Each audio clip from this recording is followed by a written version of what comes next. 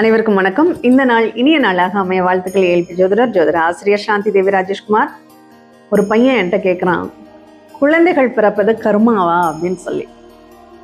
கண்டிப்பா கர்மா தான். நம்ம செய்யக்கூடிய ஒவ்வொரு செயலுமே கர்மா தான். இந்த மொபைல் போனை இப்படி எடுத்து இப்படி வைக்கிறது கூட கர்மா தான்.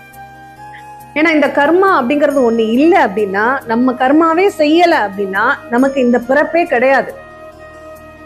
நம்ம செய்த கர்ம வினை பயன்களை அனுபவிக்கணும் அப்படிங்கிறதுக்காக தான் இந்த மனித பிறப்பு அப்படிங்கிறதே நமக்கு கொடுக்கப்பட்டிருக்கு.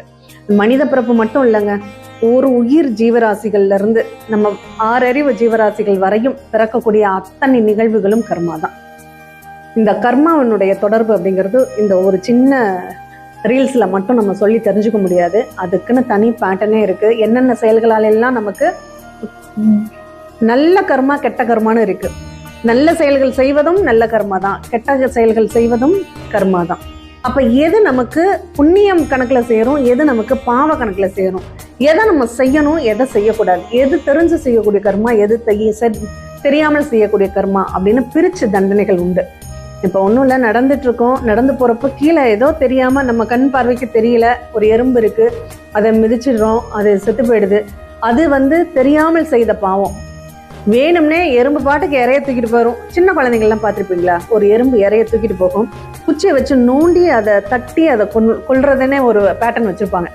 ஆனா அது அறியாத வயசுல செய்யக்கூடிய கர்மா. இதே தெரிஞ்சு ஒரு எறும்பு புத்து இருக்கு, அது வீட்டுக்கு அருகாமையில இருக்கு, அது நமக்கு பிரச்சனைகளை தருதுங்கிறதுக்காக மண்ணெண்ணெய் ஊத்தியோ நெருப்பு வச்சோ அந்த எறும்பு புத்தை நம்ம அழிச்சிடறோம் இல்லையா, அதுவும் தெரிஞ்சே செய்யக்கூடிய கர்மம். இப்படி நமக்கு ஒரு கிருஷ்ணர் என்ன சொல்லியிருக்காரு, நம்மளை முட்டவரும் பசுவையும் கொல்லலாம். பசுவதை அப்படிங்கிறது ரொம்ப பாவமானது. ஆனா நம்மளை ஒரு விலங்கு தாக்க வருதுன்னா அதை கொல்றதுல தப்பு இல்லை அப்படின்னு சொல்லியிருக்காங்க. அப்போ எது நல்லது எது கெட்டது அப்படின்னு பிரிச்சு பார்க்கணும் அப்படின்னா, முதல்ல நம்ம ஜோதிடம்னா என்னன்னு புரிஞ்சுக்கணும். அதுல உள்ள சாதக பாதங்கள் என்னன்னு புரிஞ்சா மட்டும்தான் நம்ம வாழ்க்கையில நல்ல கர்மாக்களை சேர்க்க முடியும், கெட்ட கர்மாக்களை சரி செய்ய முடியும். மீண்டும் இனியதொரு நிகழ்வில் சந்திப்போம். நன்றி.